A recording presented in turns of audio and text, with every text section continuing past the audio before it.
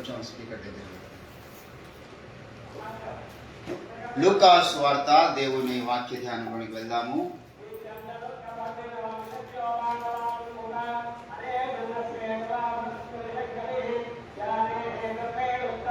లూకా సువార్త ఈరోజు మరి వినాయక చవితి సందర్భంగా మన యొక్క ప్రసంగాల్లో వినాయకుని యొక్క మంత్రాలు కూడా వినబడతాయి వినే వాళ్ళకి. కాబట్టి ఆ మంత్రాల యొక్క అర్థాలు మనకు తెలియదు. దేవునికి స్తోత్రం, హల్లెలూయా. చాలా శ్రద్ధగా వింటేనే మనకు విషయం అర్థమవుతుంది. లూకా సువార్త 17వ అధ్యాయము. స్తోత్రం. లూకా సువార్త 17వ అధ్యాయము 32వ వచనము నేను చదువుతూ ఉన్నాను. లోతు భార్యను జ్ఞాపకము చేసుకొనుడి, తన ప్రాణమును రక్షించుకున్న గోరువాడు దానిని పోగొట్టుకొను, దానిని పోగొట్టుకున్నవాడు దానిని సజీవముగా కాపాడుకొను. చదవబడిన లేఖన భాగమును దేవుడు మన వినికిడిలో జ్ఞాపకము ఫలింపచేయునుగాక. ఆమేన్, ఆమేన్. ప్రభునందు నాకు అత్యంత ప్రియులారా, యేసు ప్రభుల వారికి శిష్యులు వచ్చి అనేక సందర్భాలలో అంత్య దినములలో ఏ రకమైనటువంటి పరిస్థితులు ఉండబోతున్నాయి తండ్రి మాకు తెలియజేయమన్నప్పుడు ఆయన చాలా సంగతులు జ్ఞాపకం చేశాడు. 24వ వచనంలో, ఆకాశము క్రింద ఒక దిక్కు నుండి మెరుపు మెరిసి ఆకాశము క్రింద మరి ఒక దిక్కున ఎలాగూ ప్రకాశించునో అలాగున మనుష్య కుమారుడు తన దినమున ఉండును. అయితే ముందుగా ఆయన అనేక హింసలు పొంది ఈ తరము వారి చేత ఉపేక్షింపబడవలెను. నోహవు దినములలో జరిగినట్లు మనుష్య కుమారుని దినములలో కూడా జరుగును. ఇట్లా అనేక సంభవాలు యేసు ప్రభు రాకడకు ఏ రకమైనటువంటి పరిస్థితులు ఉంటాయంటే, నోహవు దినములలో జరిగినట్లు మనుష్య కుమారుని దినములో కూడా జరుగుతుంది. నోహవు దినములు ఏం జరుగుతుందో మనందరికీ తెలుసు. జనులు తినచ్చు త్రాగుచు ఇష్టానుసారంగా జీవిస్తున్నటువంటి సమయం అది. తమ మనసుకు నచ్చిన వారిని వివాహం చేసుకుంటూ దేవుని మర్చినటువంటి సమయం అది. ఆ టైంలోనే దేవుడు ఒక మాట అంటాడు, వీరి హృదయాలోచన కేవలము బాల్యం నుండి ఎల్లప్పుడూ చెడ్డది, నరుల చెడుతనం భూమి మీద విస్తరించింది. అంటే ఎటువంటి నీచపు జీవితము, నీచపు సమాజము నోవ జీవించిన ఆతరంలో ఉన్నదో మనము ఊహించవచ్చు, దేవుడు ఇచ్చినటువంటి ఆ యొక్క సాక్ష్యాలను బట్టి. దేవుని బిడ్డలారా, మరి రాకడ సంభవాలు దేవుడు అనేకం చెప్పినాడు. నోవ దినములు జరిగినట్టు జరుగుతుంది. కరువులు, భూకంపాలు వస్తాయి, తెగుళ్ళు వస్తాయి. లేకపోతే మనుషులు స్వార్థపరులు అయిపోతారు, ధనాపేక్షకులు అయిపోతారు, బింకములాడవాడు అయిపోతారు, కృతజ్ఞత లేని వారు అయిపోతారు. ఇట్లా అనేక రాకడ సంభవాల యొక్క పట్టి అని మనం తీయగలిగితే అలా చాలా ఉన్నాయి. ఇదే పర్టికులర్గా చెప్పలేము. దానియేలు ద్వారా చెప్పబడిన నాశకరమైన ఏమైనా వస్తువు నిలవరాని స్థలం ముందు నడుచుగా మీరు చూసినప్పుడు చదువువాడు గ్రహించును గాక అంటాడు. అంటే ఒక సూచన దానియేలు గ్రంథం నుండి చెప్పిండు, ఒక సూచన నోవ దినముల నుండి చెప్పిండు, ఒక సూచన యోనా జీవితం నుంచి చెప్పిండు. అంటే ఎన్నో రకాల సూచనలు ప్రభు యొక్క రాకడకు సంబంధించి తెలియజేస్తూ వచ్చాడు. కొత్త నిబంధన సంఘానికి సిద్ధాంతకర్తగా ఉన్నటువంటి అపోస్తులైనటువంటి పౌలు భక్తుడు కూడా దేవుని యొక్క రాకడ గురించి అనేక విషయాలు జ్ఞాపకం చేశాడు. అయితే యేసు ప్రభు రాకడ అనేటువంటిది ఖచ్చితంగా జరుగుతుంది. యేసు ప్రభు యొక్క రాకడలో మనం ఎత్తబడడానికి సిద్ధపడుతున్న వారం. ఈరోజు మనం వేడి చేస్తున్నాం యేసు ప్రభు ఎప్పుడు వస్తాడని. అది మనం బ్రతుకున్నప్పుడు రావచ్చు, లేకపోతే మనం ఈ లోకయాత్ర ముగించిన తర్వాత రావచ్చు. ఎప్పుడైతే యేసు ప్రభు ఖచ్చితంగా వస్తాడు. అయితే దేవుని బిడ్డలారా, ఆయన రాకన్నా ముందు చాలా మంది జీవితాలు అద్భుతంగా కాపాడుకుంటారు. ఎటువంటి పరిస్థితుల్లోనైనా ప్రాణాపాయ స్థితి వచ్చినా అన్నాడు. అక్కడ ఏమన్నాడు 32వ వచనంలో, నా నిమిత్తము తన ప్రాణమును రక్షించుకున్న వాడు దానిని పోగొట్టుకున్నవాడు దానిని సజీవముగా. అంటే యేసు ప్రభు కొరకు కొందరు ప్రాణాలైనా అర్పించినారు కానీ యేసు ప్రభువును వదులుకొనలేరు. అది మనకు యేసు ప్రభు రాకడానికి సిద్ధపడినటువంటి వ్యక్తిలో ఉండాల్సిన లక్షణం. ప్రకటన గ్రంథము 2వ అధ్యాయంలో మనం గమనించినట్లయితే, ప్రకటన 2వ అధ్యాయం 10వ వచనంలో, ఇదిగో మీరు శోధింపబడినట్లు అపవాది మీలో కొందరిని చెరలో వేయించబోచున్నాడు. 10 దినములు శ్రమ కలుగును, 10 దినములు శ్రమ కలుగును, మరణం వరకు నమ్మకముగా ఉండుము, నేను నీకు జీవ కిరీటము ఇచ్చేద. దేవుని పిల్లారా, మరి మరణం వరకు నమ్మకంగా ఉండడం అనేది చాలా కష్టం. రక్షింపబడినటువంటి కొన్ని రోజులకి ఎంతో మంది జీవితాలు గమనిస్తూ ఉంటాం. సేవారంభము కానీ ఆత్మ జీవిత ఆరంభం కానీ చాలా అద్భుతంగా ఉంటుంది, చాలా మహిమకరంగా ఉంటుంది. కొంత దూరం పోయిన తర్వాత వాడి ఇష్టానుసారమైన జీవితానికి బానిస అయిపోతాడు. కొంత దూరం పోయిన తర్వాత ఇష్టానుసారమైన జీవితానికి మరి రక్షింపబడినటువంటి స్త్రీలు, రక్షింపబడినటువంటి పురుషులు, రక్షింపబడిన యవనస్తులు, రక్షింపబడినటువంటి యవన స్త్రీలు బానిసలైపోయిన వారు ఉన్నారు. నీళ్ళలో ముడిగి లేచింది జ్ఞాపకం ఉండదు. ఆ దినాన వాళ్ళు తీసుకున్న తీర్మానాల జ్ఞాపకం ఉండవు. ఆ రోజు ఎందుకొరకు బాప్తిసం పొందాలో జ్ఞాపకం ఉండదు. ప్రస్తుతం ఉన్నటువంటి పరిస్థితి వాళ్ళ ముందు ఒక పెద్ద సమస్యగా, పెద్ద శోధనగా ఉంటుంది. దేవుని బిడ్డలారా, మన ప్రారంభం మర్చిపోవద్దు, మన అంతము మర్చిపోవద్దు. ఈ రెండు చాలా ప్రాముఖ్యమైనటువంటి కార్యక్రమాలు. అయితే ఇక్కడ లోతు యొక్క భార్యను మీరు జ్ఞాపకం చేసుకున్నట్టున్నాడు ప్రభు. మనం జ్ఞాపకం చేసుకోవాల్సినటువంటి వ్యక్తులలో చాలా అద్భుతమైనటువంటి ప్రార్థనా వీరులు ఉన్నారు. మనం జ్ఞాపకం చేసుకోవాల్సినటువంటి వ్యక్తుల్లో దేవుని కొరకు శూరకార్యాలు జరిగించినటువంటి ప్రవక్తలు ఉన్నారు. యోబును మీరు జ్ఞాపకం చేసుకోరండి. ఆయన ఎంతో ఓర్పును, దీర్ఘశాంతమును గలవాడునే ఉన్నాడు కదా. యోబుకు వచ్చినటువంటి కష్టాలు, శ్రమలు ఎవరికి రాలేకపోయినాయి, కానీ ఆయన ఆ శ్రమల కొలిమిలో ఆయన దీర్ఘశాంతం వహించి. కాబట్టి మీరు ఎవరిని? యోబును జ్ఞాపకం చేసుకోనండి. మీరు అబ్రహామును జ్ఞాపకం చేసుకోనండి. అబ్రహామును జ్ఞాపకం చేసుకోమంటే అర్థమైంది, అబ్రహాము జీవితంలో ఉన్న ఒక లక్షణం దేవుని కొరకు దేనైనా తెగిస్తాడు, ఎంతకైనా తెగిస్తాడు, ఏడికైనా వెళ్తాడు. అది విశ్వాసానికి సూచన. అబ్రహాం జీవితంలో ఎటు వెళ్తాడో తెలియనటువంటి జీవితం. దేవుడు అంటున్నాడు, మీరు అబ్రహామును జ్ఞాపకం చేసుకోనండి. ఎందుకు జ్ఞాపకం చేసుకోవాలి? అబ్రహాంలో ఏముంది? ఆయన స్పెషాలిటీ ఏంటంటే దేవుని మాటకు లోబడి ఎటైనా వెళ్ళగలుగుతాడు. వెనక ముందు ఆలోచించకుండా అడిగేయగలుగుతాడు. ఎందుకు? ఆయన నమ్మాడు, నా దేవుడు ఏదైనా చేయగలడు అని. హల్లెలూయా. దేవుని నమ్మి విశ్వాసంతో అడిగేస్తున్నాడు. ఇప్పుడు మనం గమనిస్తే భూమి మీద ఒక ప్రాంతం వారు ఇంకో ప్రాంతంలో క్షేమంగా బ్రతికే పరిస్థితులు లేవు. వ్యాపార రీత్యా వచ్చిన వారికి వెళ్ళిపోమని రోజు గో బ్యాక్ మాడవరి ఉద్యమం జరుగుతూ ఉన్నది. గో బ్యాక్ ఇండియన్స్ అని అమెరికాలో భారతీయులను ఇక్కడికి పంపించడానికి ప్రయత్నాలు చేస్తున్నారు, వారికి ఉద్యోగాలు లేక. ప్రతి దేశంలో, ప్రతి ప్రాంతంలో ఒక ప్రాంతం వారు ఇంకో ప్రాంతానికి వచ్చి రాణించే పరిస్థితి లేదు. ఎందుకు వెళ్ళిపోమంటారయ్యా మాడవరిలను? వెనక కంటే మేము సాయుధ పోరాటం చేసి తెలంగాణను సాధించుకున్నాం. తెలంగాణ కొరకు ఎంతో మంది ప్రాణాలు అర్పించున్నారు. ఇంత కష్టపడి సాధించుకున్న తెలంగాణ ఈరోజు దోపిడీదారులకు గురవుతుంది. మళ్ళా వ్యాపారాల రీతిగా వాళ్ళు నా పేద ప్రజల దగ్గర డబ్బులు దోచుకుంటున్నారు. ఏంటంటే మరి నూనె ప్యాకెట్ వానికి వస్తుంది 120 రూపాయలకు ప్యాకెట్ వస్తుంది. కిలో నూనె ప్యాకెట్ ఎక్కడ? కంపెనీలో. వాడు మనకు అమ్ముతుంది 145 రూపాయలకు అమ్ముతున్నాడు. ఒక నూనె ప్యాకెట్ మీద 25 రూపాయలు తప్పుతున్నాడు. అది ఒక 5 లీటర్లు కొంటే 100 రూపాయలు గాయం. ప్రతి సరుకు మీద కూడా వీళ్ళు మరి ఎక్కువ ఆదాయం తీసుకొని నా తెలంగాణ ప్రజలను దోచుకుంటున్నారని ఒక ఉద్యమం. ఒక ప్రాంత ప్రజలు, ఒక రాష్ట్రం వాళ్ళు ఇంకో రాష్ట్రంలో ఉండించే పరిస్థితులు లేవు. రేపు రాను మనల్ని కూడా ఇక్కడ నుంచి వెళ్ళిపోమనొచ్చు.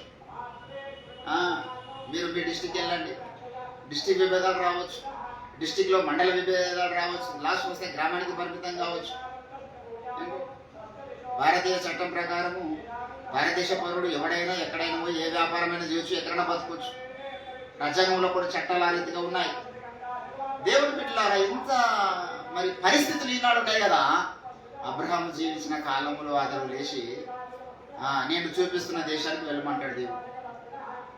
ఆడికి వెళ్ళిన తర్వాత వ్యాపారం చేసుకోవాలి, వ్యవసాయం చేసుకోవాలి, భార్య పిల్లల్ని పోషించుకోవాలి. మరి అక్కడ ఎటువంటి మనుషులో తెలియదు, ఎంత క్రూరులో తెలియదు, మనుషుల్లో చెడ్డో తెలియదు.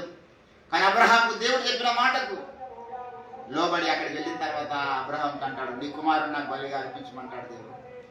పుట్టక 100 సంవత్సరాలకు దేవుడు అబ్రహాంకు కుమారుడు దేవుడిస్తే ఆ కుమారుని బలి అర్పించమన్నప్పుడు కూడా మరి అబ్రహాం వెనకడికి వేలే. ఆయన దేవుడికి బలి అర్పించడానికి కుమారుని తీసుకొని వెళుతూ ఉన్నాడు. దేవుని బిడ్డలారా, మనము జ్ఞాపకం చేసుకోవాలని అర్థమైందంటే వాళ్ళ స్టోరీ చదువుకుని సంపదా కూర్చోవాల. బైబిల్ కొంతమందిని మన జ్ఞాపకం చేస్తున్నది, కొంతమంది భక్తులను జ్ఞాపకం చేస్తున్నది, అబ్రహామును జ్ఞాపకం చేస్తున్నది, ఇస్సాకును జ్ఞాపకం చేస్తున్నది. మనకు బైబిల్ మరి ఎంతో మంది ప్రార్థన యోధులను జ్ఞాపకం చేస్తున్నది. ఎందుకు జ్ఞాపకం చేస్తుందండి? మీరు ఏ స్థితిలో నుంచి పడితురో అది మీరు ఏం చేసుకోనండి, జ్ఞాపకము చేసుకోనండి. దేవుని బిడ్డలారా, మనం మంచి వారిని జ్ఞాపకం చేసుకున్నప్పుడు మనలో సకల మంచి లక్షణాలు వస్తాయి. మంచిగా జీవించడానికి మనం తీర్మానించుకోవాలి. మంచి వారిని దేవుడు జ్ఞాపకం చేసినప్పుడు, నాకు అబ్రహాం దేవుడు జ్ఞాపకం చేసిననుకో, అబ్రహాంలా నేను కూడా విశ్వాస్యతలో మరి దేవుని మాటలో మరి ముందుకు వెళ్ళాలి. ఏదైనా దేవుడికి నేను ఇవ్వగలగాలి. ఒక పాట ఉన్నది, ఎటైనా రాగలనా, ఏదైనా ఇవ్వగలను నీకని ఒక పాట ఉన్నది. అద్భుతమైన దేవుని యొక్క సన్నిధానంలో చేరుకున్నటువంటి బిడ్డలారా, మన దేవుడు సకల మంచి వారిని మాత్రమే జ్ఞాపకం చేయలేదు, కొంతమంది చెడ్డవారు కూడా జ్ఞాపకం చేశాడు. అది ఆ చెడ్డవారిలో మరి లోతును జ్ఞాపకం చేసుకోమని దేవుడు చెప్పలే. ఆ చెడ్డవారిలో లోతు భార్య ఉన్నది. ఎంత దారుణమైన విషయం అది. అసలు మానవ కోణంలో మనం గమనించినప్పుడు లోతు చెడ్డవాడిగా జ్ఞాపకం చేయాలి. దేవుడు లోతును చెడ్డవాడిగా జ్ఞాపకం చేయాలి. ఎందుకంటే లోతు చాలా దుర్మార్గమైనటువంటి పని చేస్తున్నాడు. కానీ లోతును జ్ఞాపకం చేస్తలేడు. లోతును ఏమని జ్ఞాపకం చేస్తున్నాడంటే అతడు నీతిమంతుడు అని జ్ఞాపకం చేస్తుంది కొత్త నిబంధన. నీతిమంతుడైన లోతు బహు బాధపడినాడు ఆ యొక్క జనాంగ మధ్యలో ఉండి అని జ్ఞాపకం చేస్తున్నాడు. అయితే దేవుని బిడ్డలారా, లోతు భార్యను ఎందుకు జ్ఞాపకం చేసుకుంటాడు దేవుడు? లోతు భార్య చేసినటువంటి తప్పేమిటయ్యా అని మనం గమనిస్తే ఆది కాండములోనికి ఒకసారి మీరు రండి. ఆది కాండము దయచేసి 19వ అధ్యాయం, ఆది కాండము 19వ అధ్యాయము. దయచేసి దేవుడు ఆ మైదానము ఆ పట్టణమును పాడు చేసినప్పుడు ఏంటండి 26వ వచనం, అయితే లోతు భార్య అతని వెనుక నుండి తిరిగి చూచి ఉప్పు స్తంభం ఆయన. దేవుడు చెప్పాడమ్మా, ఈ ప్రదేశాన్ని నాశనం చేసుకొచ్చాను. ఈ ప్రాంత ప్రజల యొక్క పాపము బహు గొప్పదిగా నా సన్నిధికి చేరింది. వారు చాలా నీచపు కార్యక్రమాలు చేసినారు. వాళ్ళు బ్రతకడానికి అర్హులు కాదు, ఆ ప్రాంతం బ్రతకడానికి అర్హమైనది కాదు. ఆ ప్రాంతాన్ని నేను కాల్చివేస్తాను.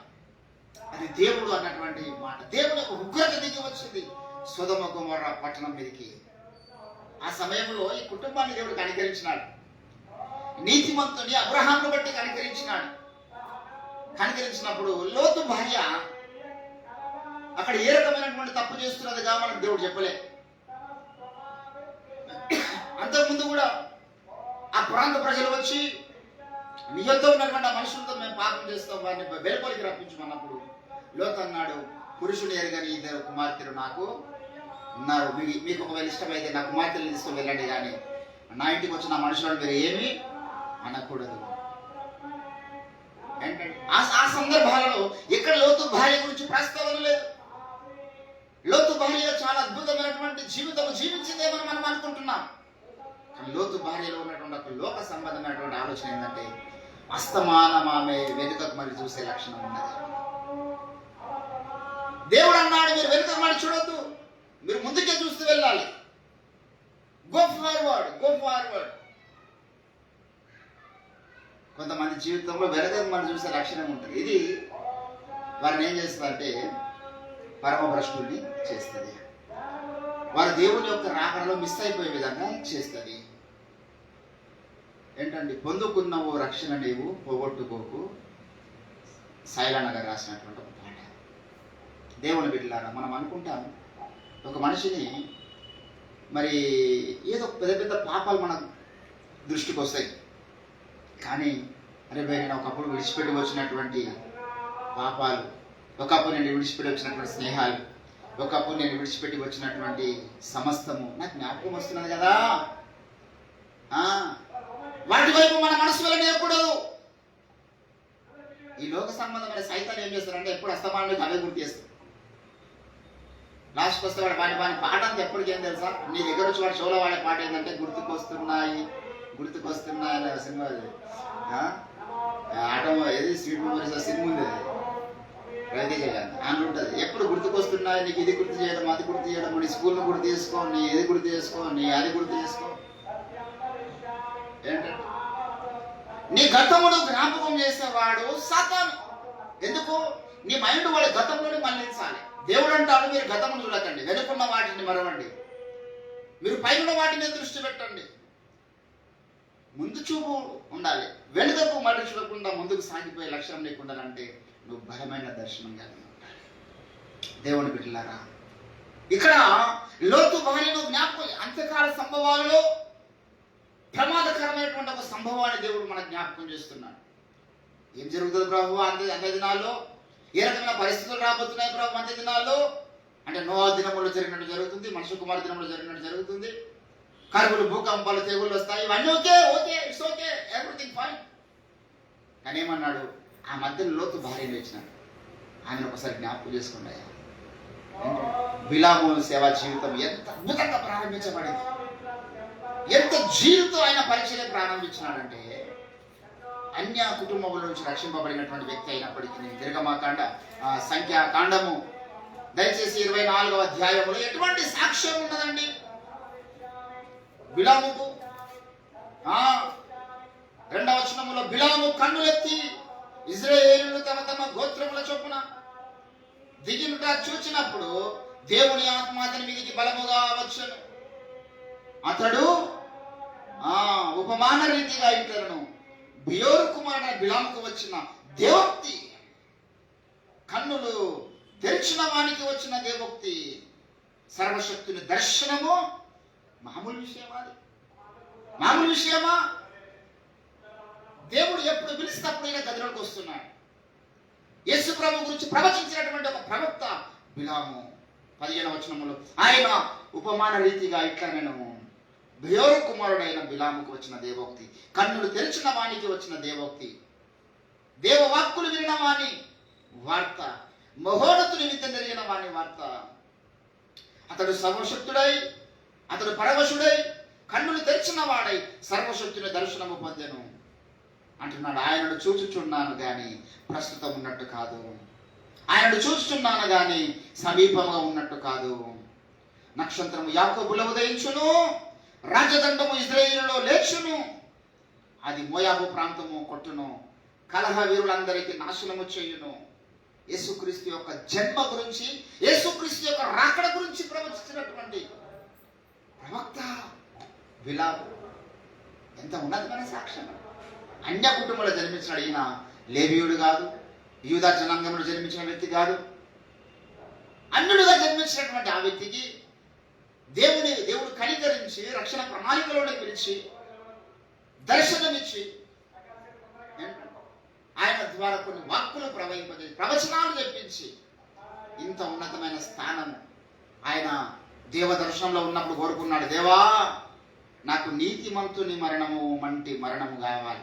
23వ అధ్యాయం 10వ వచనం ఉంది, అదే సంఖ్యాకాండము. ఏంటంటే ఈయనకు ఉన్నటువంటి ఆశీర్వాదం గమనించండి. పైనుంచి చదువుతాం 7వ వచనం నుంచి.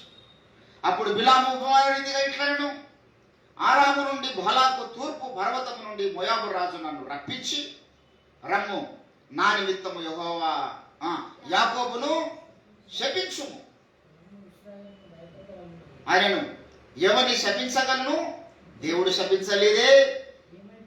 ఏమని భయపెట్టగలను? దేవుడు భయపెట్టలేదే.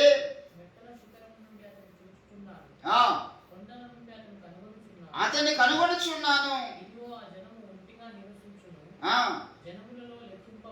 లెక్కింపబడరు యాకోబు రేణువులు, ఎవరు లెక్కించెదరు? ఎవరు లెక్క పెట్టగలరు? నీతిమంతుల మరణము వంటి మరణము నాకు. ఇది మామూలు విషయం కాదండి. బాలకురాలు వచ్చి అచలంగాన్ని శపించమని ఆయన అడుగుతూ ఉన్నాడు. అరే భయ్ నాకుంది ఆ వరం ఉంది, పలానా మనిషిని శపిస్తే వాడు శపించబడతాడు, నాశనం అయిపోతాడు అంటే నాశనం అయిపోతాడు, ఈ వ్యక్తి చచ్చిపోతాడంటే చచ్చిపోతాడు, ఈ వ్యక్తి ఐశ్వర్యవంతులు అవుతాడంటే ఐశ్వర్యవంతులు అవుతాడు, వీడు సక్సెస్ఫుల్ అవుతాడు, దీవించబడతామని అంటే దీవించబడతాడు. ఏంటంటే వీడికి పెళ్ళి అవుతుందంటే పెళ్ళి అయిపోతుంది ఆ సంవత్సరంలో, ఈమెకి పెళ్లి కాదంటే పెళ్లి కాదు. ఆయన నోటితో ఏదన్నారని కాక బీదవాడు కోటేశ్వరుడు అవును కాకంటే బిలాము నోటుతా అంటే వాడు కోటేశ్వరుడు అయిపోతుంది. ఎట్లా అవుతుందంటే సంబంధం లేదు, అక్కడ మాట బయటకు వచ్చింది దైవజన నోట్ల నుంచి. అంత ఉన్నతమైన దర్శనము, ఉన్నతమైన స్థానంలో ఉన్నటువంటి బిలాము ఏంటంటే లోతు భార్యలాగా వెనుకకు చూసి జీవితం భ్రష్టు పట్టించుకున్నాడు. ఏంటంటే పేతురు రాసినటువంటి పత్రిక 2వ అధ్యాయం 16వ వచనంలో అంటున్నాడు, ఆ బిలాము దుర్నీతిని ఆశించి, దుర్నీతి వలన కలుగు బహుమానమును ఆశించి అనే మాట మనకు కనబడుచు ఉన్నది. ఏంటంటే తాను వెనుకకు మరచడానికి కారణం ఉన్నది అక్కడ. There is a reason. 2:16లో ఏమన్నాడు? ఆ బిలాము దుర్నీతి వలన కలుగు బహుమానమును ప్రేమించి. ఏంటంటే ఈ అధ్యాయం అంతా కూడా చెడిపోయిన వారిని జ్ఞాపకం చేస్తాడు దేవుడు. హెబ్రీ పత్రిక 11వ అధ్యాయంలో ఏమో దేవుడు నిలబడిన వారిని జ్ఞాపకం చేస్తాడు.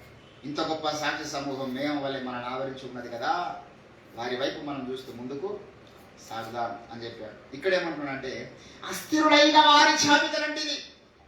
2వ అధ్యాయము దయచేసి మీరు గమనిస్తే 14వ వచనంలో వ్యభిచారిని చూచి ఆశించు పాపము మానలేని కన్నులు గల వారును అస్థిరులైన వారి మనస్సులను మరడు కొల్పుచు లోభిత్వమందు సాధకము చేయబడిన హృదయము గల వారును శాపగ్రస్తులై ఉండి. ఈ యొక్క అధ్యాయం అంతా కూడా ఎవరి గురించి మాట్లాడుతుందా? ఇంత విలువైన దేవుని యొక్క గ్రంథంలో చెడిపోయిన వారిని దేవుడు జ్ఞాపకం చేస్తున్నాడు. ఆ చెడిపోయిన వారిలో బిలాము వచ్చినాడు. ఆ చెడిపోయిన వారిలో దుర్మార్గుల కామ వికారత్వము చేత బహుబాధపడినటువంటి లోతు రాగేడు కానీ లోతు భార్య వచ్చింది.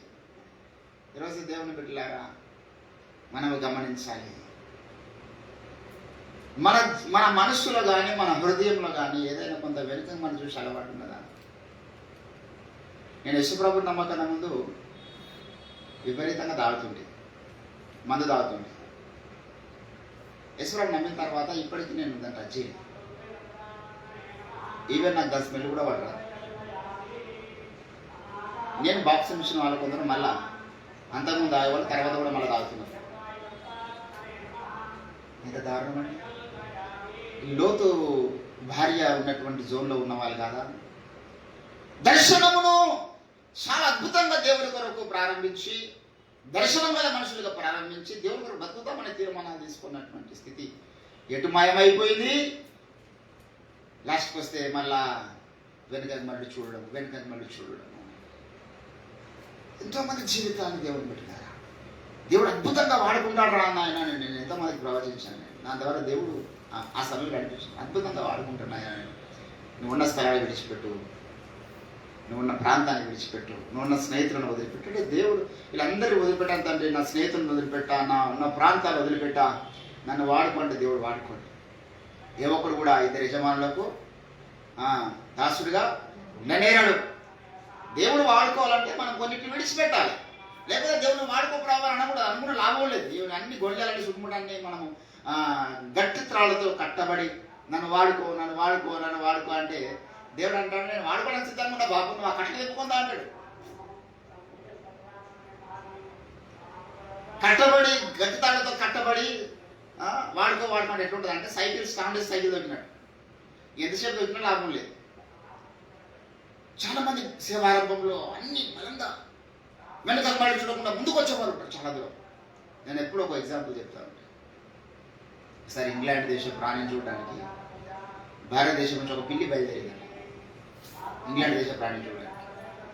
అది బయలుదేరి మరి సముద్రాలు దాటి మొత్తం ప్రయాణం అయిపోతున్నది. చాలా దూరం పోయిన తర్వాత సగం దూరం పోయిన తర్వాత దానికి ఎలకడ్డం వచ్చింది. ఎలకడ్డం వస్తే ఆకలి అవుతుంది బాగా, ప్రయాణం చేసి ఉన్నాను కదా, మధ్యలో ఎలుకని తినిపోదాం అనుకున్నాను. ఎలుకని తినిపోదామని ఆ ఎలుక వెనకాల పడింది. ఎలుక పరిగెత్తుంది, ఇది పరిగెత్తుంది, ఎలుక పరిగెత్తుంది, ఇది పరిగెత్తుంది. మళ్ళీ ఆ ఎలుక దాన్ని ఇండియాకి తీసుకొచ్చి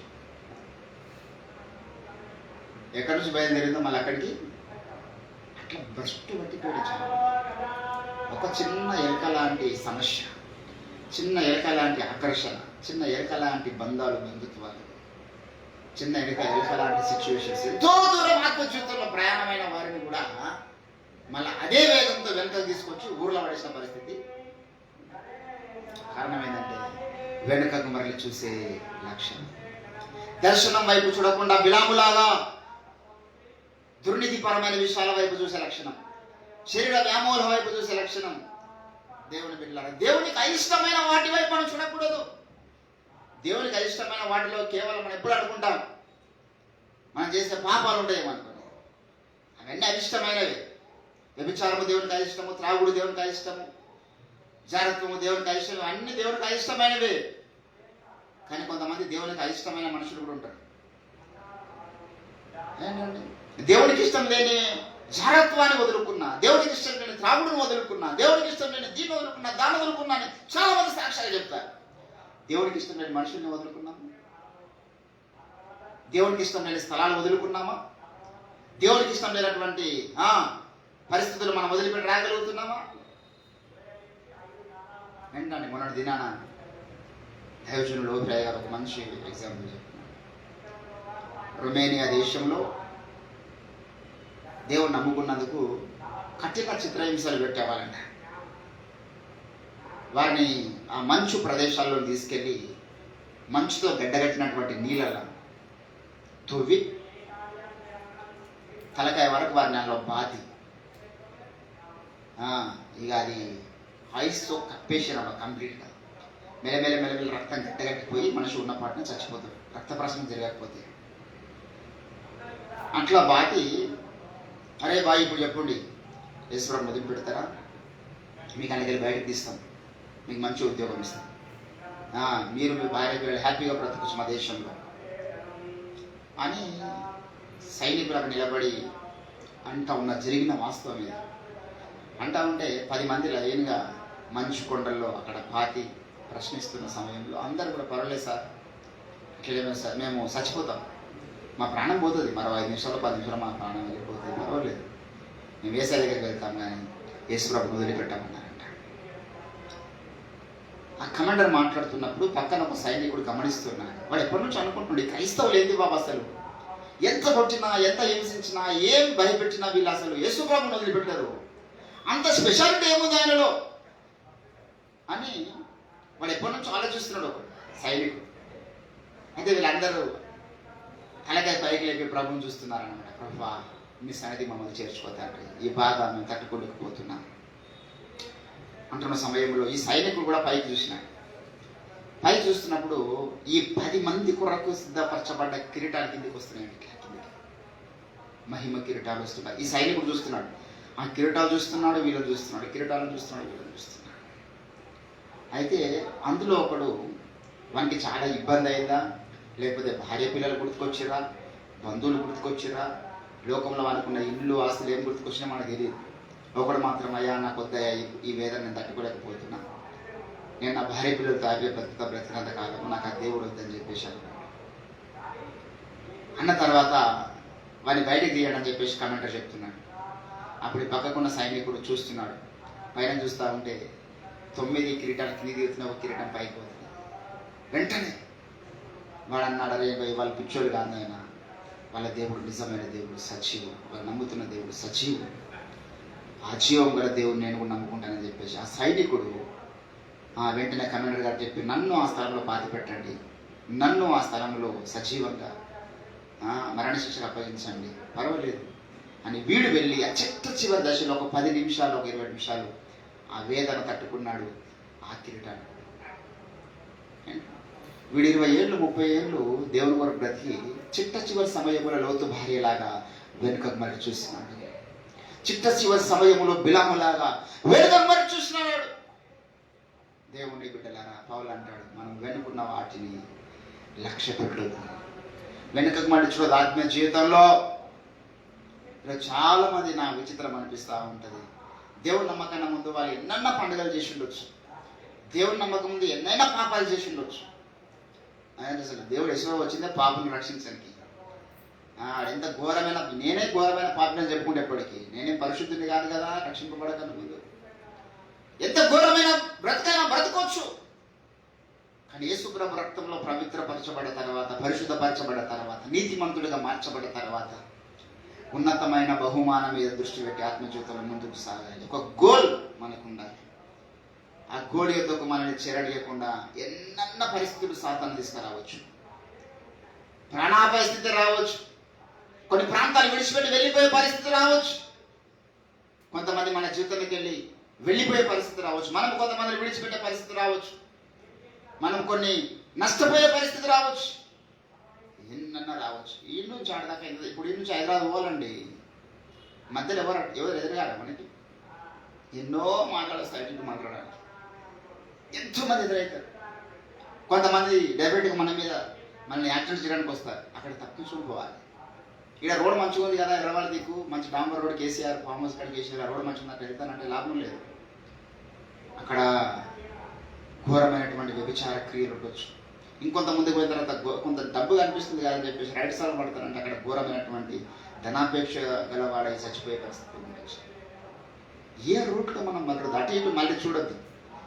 అటు ఇటు మళ్ళీ చూసినటువంటి సిమోను పేతురు మునిగిపోసాగాను.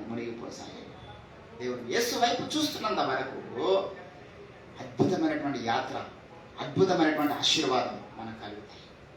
కనుక ఈరోజు నీవు నేను ఒకవేళ వెనుకకు మళ్ళీ చూస్తున్న లక్షణం ఉందా?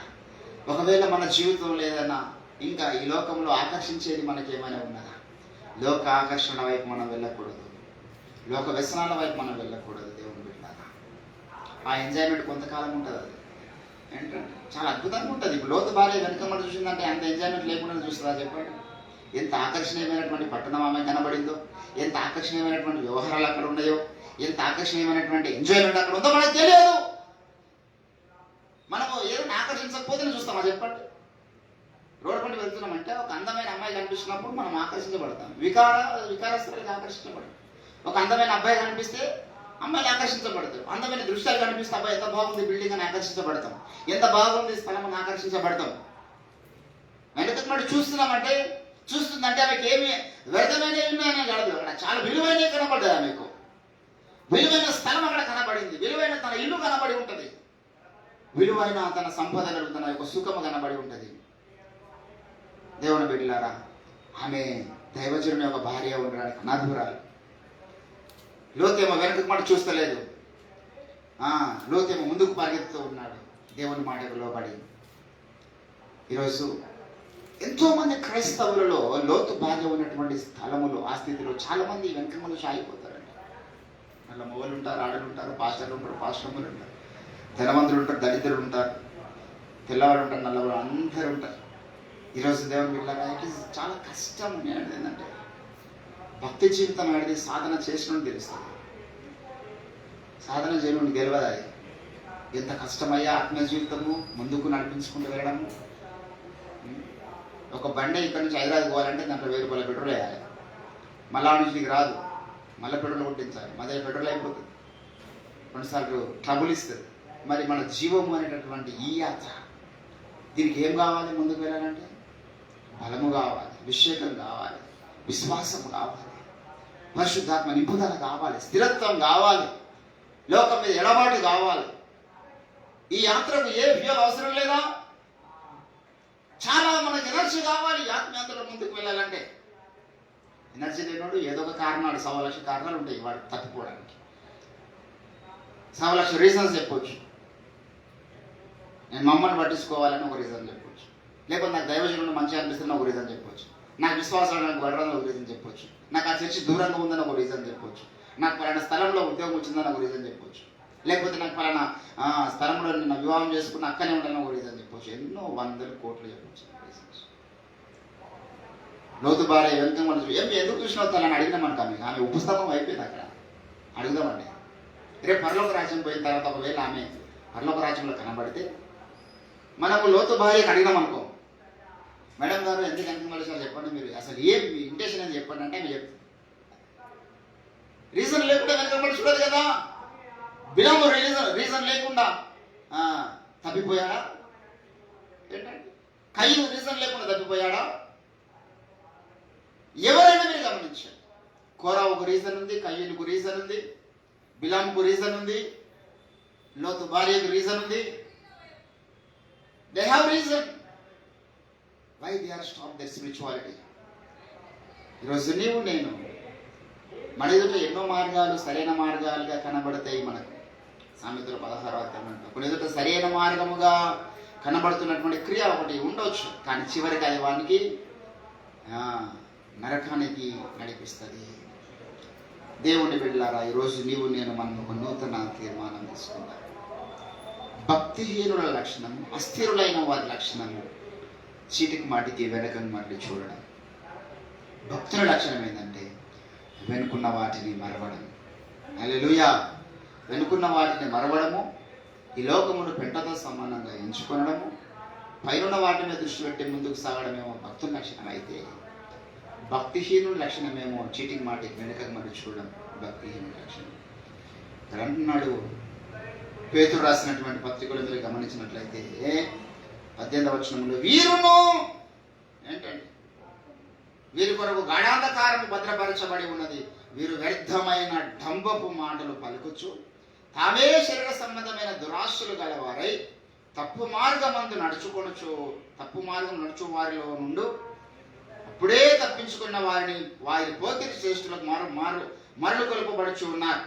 తామే భ్రష్టత్వంలో దాసులై ఉండి అట్టి వారిని స్వతంత్రమిత్తుమని. ఎంత అద్భుతమైనటువంటి మాట.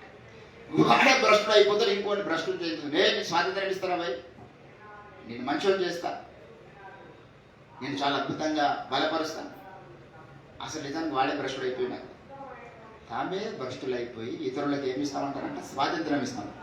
వాడే తిరుగుబాటు చేసి ఇంకొని మంచం చేస్తానంటే అది ఎంత నీచమైనటువంటి లక్షణం అండి. ఎవరన్నా కొన్ని మంచం చేయాలంటే, పరిశుద్ధిని చేయాలంటే వాడు ముందుగా పరిశుద్ధమైన స్థితిలో ఉండాలి. ఒక వ్యక్తిని ప్రార్థన పనులు చేయాలంటే వాడు ప్రార్థన చిత్తం కలిగిన వాడే పరమ భ్రష్టుడు అయిపోయి వాడే వెనకకి మళ్ళీ చూస్తున్న వాడై ఉండి వారే దర్శనములు విడిచిపెట్టి వారే సేవా భారాన్ని వదిలిపెట్టి మళ్ళీ మీకు స్వాతంత్రం ఇస్తామని కొందరు వస్తారన్నమాట. భక్తిహీనులు దేవుని బిడ్డలారా ఏంటాడు అక్కడ అంటాడు 3వ అధ్యాయంలో మీరు గమనించినట్లయితే 6వ వచనంలో, ఆ నీళ్ల వలన అప్పుడున్న లోకము నీటి వరదలో మునిగి నశించెను. అయితే ఇప్పుడున్న ఆకాశము భూమియు భక్తిహీనుల తీర్పును నాశనమును జరుగు దినము వరకు అగ్ని కొరకు. ఇప్పుడు వీరిని దేవుడు వదిలిపెట్టాడంటే, వీరిని వదిలిపెట్టాడు దేవుడు. ఎంతమంది అయితే శ్రేష్ఠ భక్తుల్ని వెనుకకు మళ్ళీ చూసినట్లు చేస్తున్నారు. కొంతమంది వెనుకకు మరలి చెడిపోయి పడిపోయి మంచిగా వెళ్తున్న వాడిని వెనుకకి లాగడానికి చూస్తున్నారు. ఒకడు తప్పిపోయాడు, చెడిపోయాడు, తప్పు రూట్లో వాడు వెళ్ళాడు. మంచిగా వెళ్తున్న వాడిని కూడా ఏమంటుందంటే, నువ్వు వెళ్తుంది సరైన రూట్ కాదరా బాబు, నేను వెళ్ళేది సరైన రూట్ అని తప్పు మార్గం నాకు యుక్తిగా లాగుచున్నాను. ఎన్ని విషయాలు. కనుక ఈరోజు దేవుని బిడ్డలారా, మనం వెనుకకు మనం చూడడానికి కొన్నిసార్లు మన తలంపులు, మన క్రియలు, మన శరీర వాంఛలు అవుతాయి. మన వెనుకకు మడచడానికి కొన్నిసార్లు మనకు తెలిసిన వాళ్ళు అవుతారు. తప్పు మార్గంలాగా కుయుక్తిగా లాగే కొంతమంది మనుషులు కావచ్చు, కొన్ని బోధలు కావచ్చు, కొన్ని బంధుత్వాలు కావచ్చు, కొన్ని స్నేహాలు కావచ్చు, కొన్ని స్థలాలు కావచ్చు, మనకు వెనుకకు లాగడానికి ప్రయత్నం చేసినటువంటి పరిస్థితులు. అక్కడ లోతు భార్యను వెనుకకు లాగడానికి ప్రయత్నం చేసిన వ్యక్తులు ఎవరో మనకు తెలియదు. ఆమె మనసే కావచ్చు, ఆమె శరీర వాంఛలే కావచ్చు, మనకు తెలియదు. అక్కడ ఆమెకి ఎటువంటి స్నేహాలు కలిగిందో మనకు తెలియదు. కానీ వెనుకకు మనం చూసి ఉపస్తంభం అయిపోయింది. అటు ఇటు కాకుండా అటు సోయరుకు చేరలేదు, ఇటు సుధమలో ఉండలేదు, మధ్యలో ఆమె జీవితం అంతమైపోయింది. అందుకంటాడు ప్రకటన గ్రంథం, నువ్వు ఉంటే వెచ్చగానే ఉండు, లేకపోతే చల్లగానైనా ఉండు. నిలువెచ్చ స్థితి ఎందుకు కావాలంటే, నిలువెచ్చ స్థితి అనేది దేవుడు మెచ్చుకోడు. ఉంటే మనం పరిపూర్ణంగా దేవుని భయంతో బ్రతకాలి. లేకపోతే సపరేట్గా ఎంతోమంది వెళ్ళిపోయారు. దేవుని విడిచిపెట్టి వెళ్ళిపోవడం అంటే నీకు ఎవరు ఇక్కడ పెద్ద పెద్ద త్రాళ్ళతో కట్టేసిన వాళ్ళు ఎవరు లేరు. ఇక్కడ కట్టేసిన ఎవరైనా హ్యాపీగా ఎంజాయ్ చేయాలి లైఫ్. పోయి అవతల చివరి అర్థమైతే చివరి అనేది ఏంటంటే వాడు బ్రతికే ప్రతి బ్రతుకు రేపు క్రీస్తు న్యాయపీఠం అనేది ఉన్నది కదా. కాబట్టి బలవంతపు భక్తి మనము చేయొద్దు. బ్రతికితే ప్రభు కొరకు అంటున్నాడు. అందుకే నువ్వు వెచ్చగరైనా ఉండు, లేకపోతే నువ్వు లోతు భార్యలాగా కొంత అటు చూస్తాను, కొంత ఇటు చూస్తాను, కొంత దేవుని చూస్తాను అంటే దేవుడు మెచ్చుకోండి. కనుక ఒక నూతన తీర్మానం మనం ప్రభుత్వంగా తీసుకుందాం. మన మనస్సు మీద కానీ, మన శరీరాల మీద కానీ, మన కుటుంబాల మీద కానీ ఏ రకమైన చీకటి తాలు జరుగుతున్నాయి గుర్తించి లోతు భార్యను జ్ఞాపకం చేసుకున్నప్పుడు జాగ్రత్త, హెచ్చరిక. అబ్రహాముని జ్ఞాపకం చేసుకున్నప్పుడేమో మనకు హితోపదేశం, అలాగ నువ్వు జీవించు. బిలామును జ్ఞాపకం చేసుకున్నాడు, హెచ్చరిక. అలా ఒకవేళ నువ్వు ఉంటే నువ్వు కూడా నరకానికి వెళ్ళే అవకాశం ఉంది. కోరాను జ్ఞాపకం చేసినప్పుడు హెచ్చరిక, అలాగ నువ్వు తిరుగుబాటు చేస్తే నువ్వు నరకానికి వెళ్ళే అవకాశం ఉంది. బిలామును జ్ఞాపకం చేసినప్పుడేమో హెచ్చరిక, అబ్రహామును జ్ఞాపకం చేసినప్పుడేమో హితోపదేశం. శివ కిరీటం మన కొరకు ఇవ్వడానికి, బహుమానం ఇవ్వడానికి. అలా బ్రతుకురా బాబు, నీకు కూడా అబ్రహాంకి బహుమానం ఇచ్చాను, బహుమానం నేను ఇస్తాను. దానిలాగా దినానికి 7 సార్లు ప్రార్థన చేయి, నీవు కూడా నా హృదయానుసారం అవుతావు. దానిలాగా దినానికి 3 మార్లు ప్రార్థన చేయి, నీవు నాకు బహుప్రియుడు అవుతావు. మోషేలాగా నమ్మకంగా ఉండు నా ఇల్లంతట్లో, నీకు కూడా నేను రేపు క్రీస్తు న్యాయపీఠం ముందు బహుమానం ఇస్తాను. అవన్నీ హితోపదేశాలు. శ్రేష్ఠ భక్తులను జ్ఞాపకం చేసినప్పుడు ఏమేమి మనకు హితోపదేశాలు. ఈ భ్రష్టులను జ్ఞాపకం చేస్తున్నాడేమో హెచ్చరికలు. ఈరోజు మనకు దేవుడు ఒక స్త్రీని మనం ముందు పెట్టినాడు. ఈ హెచ్చరికను మనం స్వీకరిస్తాం మన జీవితంలో. ఒకవేళ దేవుని పెట్టారా, మరి అందరు ముందుకు వెళ్తున్నారు కదా, నన్ను ఎవరు చూస్తున్నారు, వెనక మనం చూస్తాను అనుకున్నదాన్ని. భర్త ముందే చూస్తున్నాడు, భర్త వెనకాల ఏమి ఉంటున్నది కదా, మరి వెనక మళ్ళీ చూస్తున్నది. కానీ నా భార్య మళ్ళీ చూసింది వెనక కాదని చెప్పేసి లోతు మళ్ళీ చూడలేదు, ఆయన ముందుకే వెళ్తున్నాడు. ఈరోజు నీవు నేను మన ప్రక్కలో ఇటు అటు చాలా మంది వెనక మళ్ళీ చూసే వాళ్ళు ఉంటారు. ఉండని కాక మనకు సంబంధం లేదు, మనమైతే ముందుకు వెళ్ళేవారుగా ఉండాలి. హల్లెలూయా. మీరు సాగిపోవుడి అని యెహోవా సెలవిచ్చుచున్నాడు. చిన్న ప్రార్థన చేసుకుందాం రండి. దేవుడి కొద్ది మాటలు మన వెనుకడిలో ఫలింపచేయను గాక. ప్రార్థన చేసుకుందాం. దయగల తండ్రి, నీకు స్తోత్రాలు. నేటి దినమున మీరు మాకు ఇచ్చినటువంటి హెచ్చరిక మాటల కొరకు నీకు స్తోత్రాలు చేస్తున్నాను. మా జీవితంలో ఇటు అటు మారడం, వెనుకకు మళ్ళీ చూడడానికి కారణాలు ఎన్నో ఉండొచ్చు. లోతు భార్యకి ఎన్నో కారణాలు ఉన్నాయి, బిలాముకి ఎన్నో కారణాలు ఉన్నాయి, కోరావు ఎన్నో కారణాలు కలిగిన వాడే ఉండొచ్చు. కానీ వాళ్ళు ఈరోజు నరక పాత్రులు, దేవునికి అసహ్యులు, భ్రష్టులు, నీచులు. అయ్యా, ఈరోజు మేము అటువంటి కారణాలు చెప్పి ఏదైనా మా జీవితంలో ఒకవేళ ఉండి వెనుకకు మరలి చూసేవారిగా మేము ఉన్నామేమో. వెనుకకు మరలి చూడకుండా ముందుకే సాగిపోయేటటువంటి ఆత్మీయ ఎనర్జీ మీరు మాకు దయచేయండి. నీకు స్తోత్రం.